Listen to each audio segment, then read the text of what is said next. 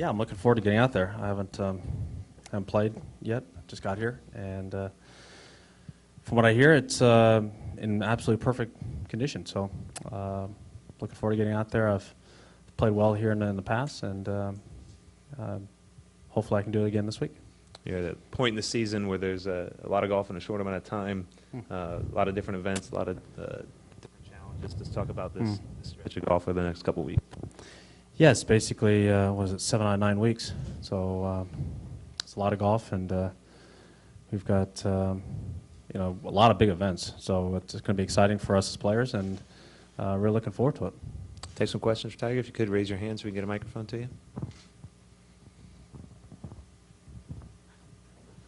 Sweet. All right, we're done. See you later. Right in the back here. Here. You can just yell out, Steve. We can hear you. Tiger, can you just talk before everybody else gets to this course? How was Kiel yesterday? And how was that? It was really soft. It wasn't. It's not. I don't think it's be like that during a tournament. It rained almost 2 inches the night before, so It's going to be long. I mean, I think it's going to be close to 7,700 yards, and that's a big ballpark. And a lot of the holes are crosswind holes, and it's different than what. And Joey's been there a couple times, but he hasn't seen it like this. Having Paspalum greens is different.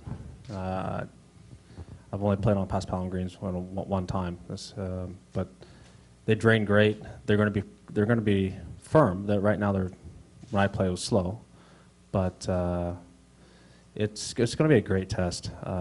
It's going to be. I don't know how the spectators are going to get around this place. First of all, I don't know how they're going to get to it. But once they're there, it's going to be a great environment. In the back. Tiger, you obviously had your problems here last year, here on your right. Yeah, man. You obviously had some problems here last year. I'm just wondering, can you compare where you are now compared to where you were a year ago at this time? Well, I didn't play most of the summer last year. I was off, and this is my first tournament back. I think last year when I played Thursday, that was my first 18 holes walking a golf course. So a little different scenario this year. And I've had a little bit better year, and overall I just feel infinitely better than what I did physically last year. Bob in the middle here.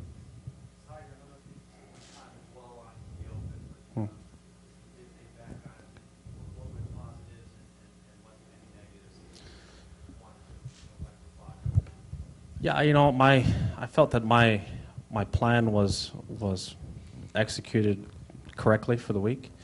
I was right there and right where I needed to be.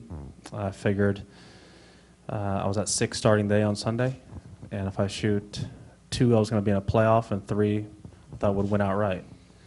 And going along until I got to 6, and it was just I missed it by a yard, and that 1 yard cost me 3 shots on the hole.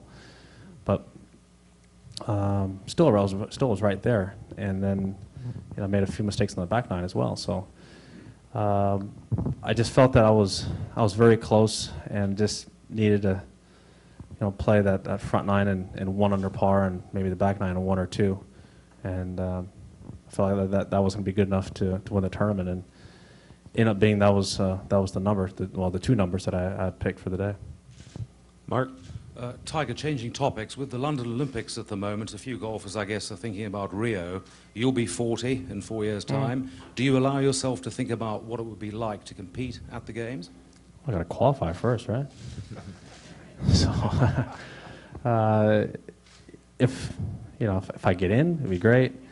I don't know how it's going to be scheduling wise. I mean, we have 7 big events. Right now in this stretch, and then we're going to add an 8th. It's going to be a very, very busy summer for us as golfers, but it's also the Olympics, and it is a very big event, and something that we haven't historically been involved in. So it's always a first to be involved in something to that magnitude, and if I make it, that'll be great. Mark. Tiger. I don't know if you've had any contact with Adam since the Open, but just what are your thoughts about what happened to him? And do you think that gets people to think about how hard it is to win one major, let alone 14? Well, I hadn't seen Adam. When I was done, he was in a scoring tent, and Ernie was right there talking to you guys. So I hadn't seen him. And let's see. It's, it was tough what happened to him. And, people are starting to, I think they realize how difficult it is to win out here. I mean, Ernie hadn't won in 10 years. And to win, one major is difficult. It's tough to do. And we've had a bunch of in a row, first-time major championship winners until Ernie. So it's tough to do out here. And fortunate enough, got 14, and hopefully I can get some more. In the back. Tiger, what is playing a course like this where you've had so much success? What does it do to your game when you come to a place like Firestone? Well, I look forward to it. I look forward to playing this golf course. This is one of my favorites. It is straightforward. It's right in front of you. There's no tricks. There's no hidden things. It's just right there in front of you. And this has been one of the more historic sites on the tour. So for us to come back here year after year, you can see it when the big three played here in their challenge matches, and then obviously the World Series of Golf, and to what we do now here at Bridgestone. So it's a historic site. The golf course is exactly the same, just longer, and it's fun to play. Tim? Do you pay much attention to the world rankings? Is that a big deal for you or no? Yeah, if I pay attention, yes. Do I look at it all the time? No. I don't know how they work. Neither do I. Yeah, I mean, there's talk that if you should win this week, right, which history says you have a pretty good chance, that you would return to the #1 spot. Would that mean anything special to you? Or? Well, it would be nice to get back there, because obviously it meant that as far as I had dropped, to build my way back up to this point, I've had some wins, I've had some very high finishes, I've been consistent. That's how you get to be one of the top players in the world, and to be ranked as low as I did, and then come all the way back to as of right now, #2. That's pretty good. Jason? Tiger, 3 wins already this year, obviously the most on the PGA Tour, but you've said yourself so many times in the past that majors are what matter the most to you. How do you quantify a successful season? What do you consider a successful season? Well, I've said this many times in the past, is that winning golf tournaments is successful, but winning a major makes it a great year. And you can go from having a so-so year to all of a sudden winning one major, and all of a sudden it's a great year, because you're part of history when you do something like that. Ernie's been consistent this year. I think that he would attest to he's playing better, but that all of a sudden it just jumps you into a different category. If you had to vote for Player of the Year, say right now, would you take a guy with 3 wins and no majors, or 1 win that's a major? It's not over yet. Jason, right behind you there. Steve, if you could, behind you. Just behind you there. There you go. Thank you. Tiger, where are you on the confidence Sorry. scale when... Where am I at? Right here in the red.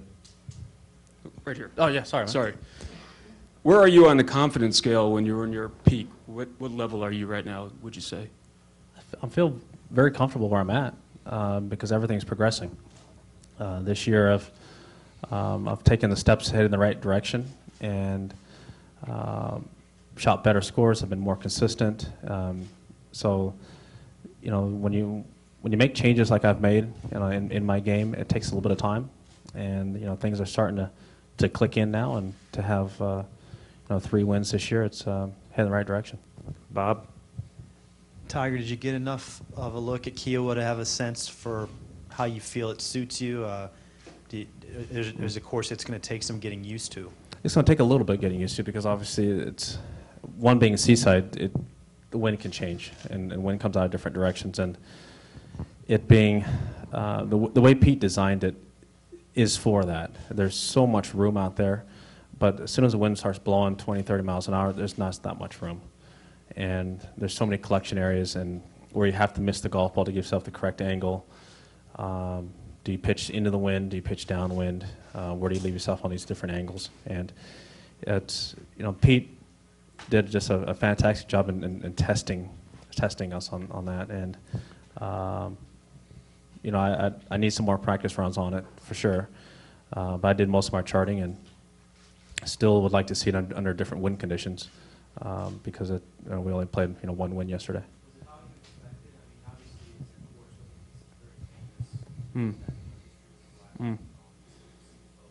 Yeah, well, I've seen the guys play in 91, but persimmon heads and blotted balls, and they're hitting 7-irons, and I'm roasting driving or 5-iron. I'm like, what the hell's going on here?